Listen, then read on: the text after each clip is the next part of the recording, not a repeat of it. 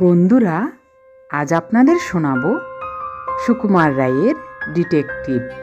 জলধরের মামা পুলিশের চাকরি করেন আর তার পিসেমশাই লেখেন ডিটেকটিভ উপন্যাস।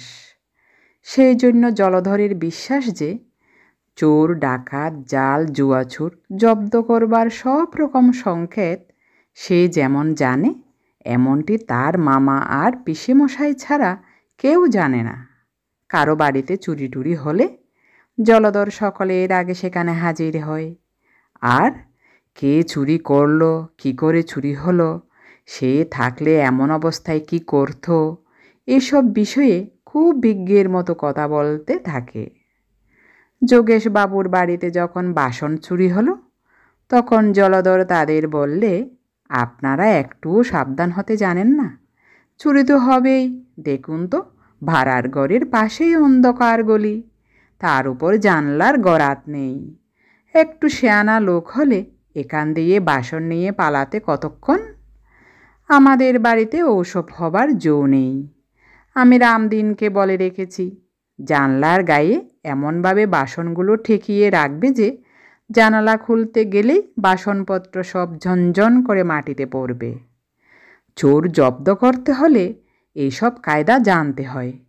সে সময়ে আমরা সকলেই জলধরের বুদ্ধির খুব প্রশংসা করেছিলাম, কিন্তু পরের দিন যখন শুনলাম সেই রাত্রে জলধরের বাড়িতে মস্ত চুরি হয়ে গেছে, তখন মনে হলো আগের দিন অতটা প্রশংসা করা উচিত হয়নি।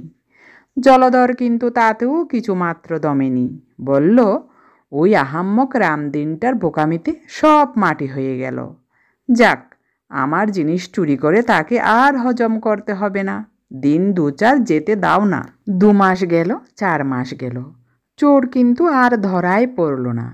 চোরের উপদ্রবের কথা আমরা সবাই ভুলে গেছি।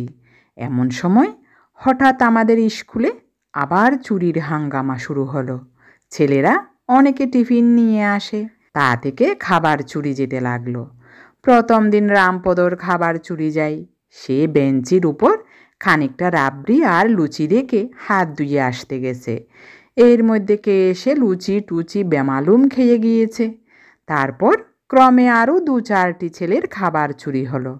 তখন আমরা জলধরকে বললাম, কি হে ডিটেকটিভ, এই বেলা যে তোমার চোর ধরা বুদ্ধি খুলে না, তার মানেটা কি বলো দেখি। জলধর বলল, আমি কি আর বুদ্ধি খাটাচ্ছি না, সবুর করো না।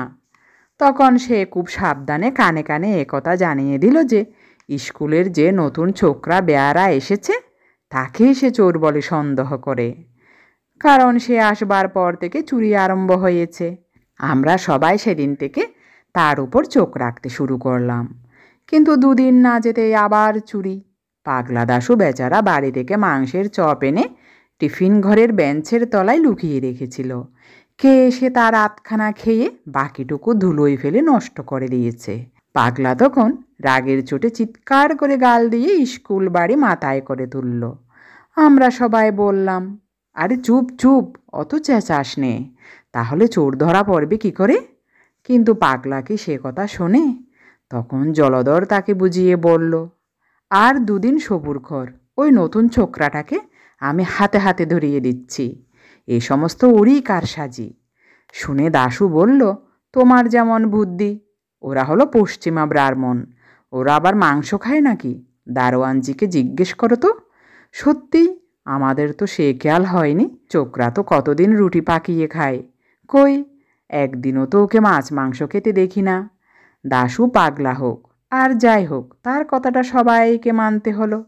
জলধর কিন্তু অপ্রস্তুত হবার ছেলেই নয়। সে একগাল হেসে বলল, আমি ইচ্ছে করে তোদের ভুল বুঝিয়েছিলাম। আরে চোরকে না ধরা পর্যন্ত কি কিছু বলতে আছে? কোনো পাকা ডিটেকটিভ ওরকম করে না। আমি মনে মনে যাকে চোর বলে ধরেছি সে আমিই জানি। তারপর কদিন আমরা খুব হুঁশিয়ার ছিলাম। 8-10 দিন আর চুরি হয়নি। তখন জলধর বললে, তোমরা গোলমাল করেই তো সব মাটি করলে। চোরটা টের পেয়ে গেল যে আমি তার পেছনে লেগেছি, আর কি সে চুরি করতে সাহস পায়? তবু ভাগ্যিস তোমাদের কাছে আসল নামটা ফাঁস করিনি। কিন্তু সেই দিনই আবার শোনা গেল স্বয়ং হেডমাস্টার মশাইয়ের ঘর থেকে তার টিফিন খাবার চুরি হয়ে গেছে। আমরা বললাম, কই হে, চোর না তোমার ভয়ে চুরি করতে পারছিল না, তার ভয় যে গুছে গেল দেখছি। তারপর দুদিন ধরে জলধরের মুখে আর হাসি দেখা গেল না।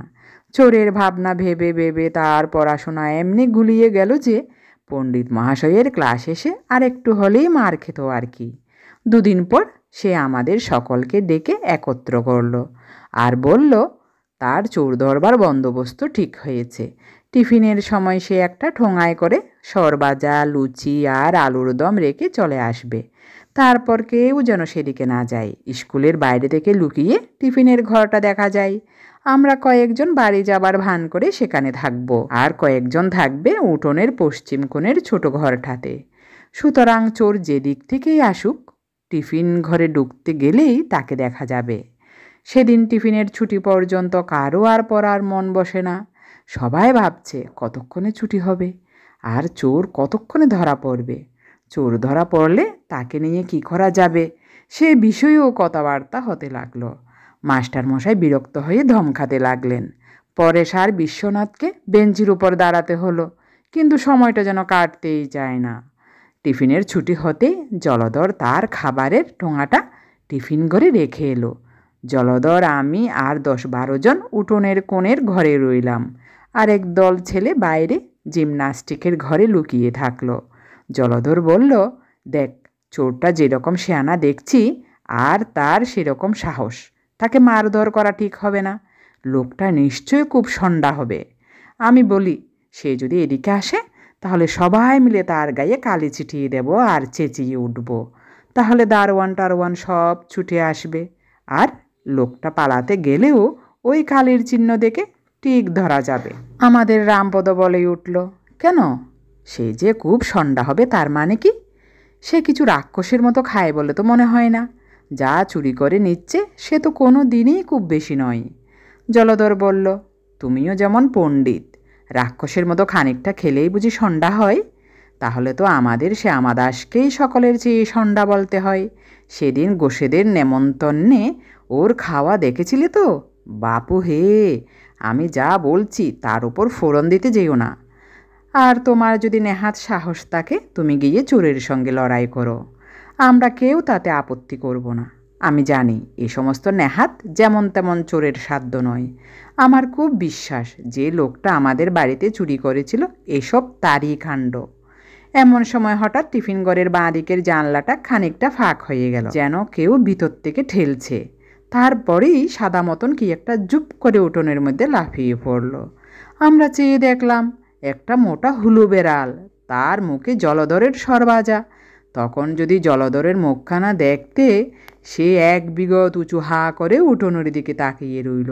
আমরা জিজ্ঞেস করলাম, কেমন হে ডিটেকটিভ, ওই সন্ডা চোরটাই তো তোমার বাড়িতে চুরি করেছিল, তাহলে এখন ওকেই পুলিশে দিই?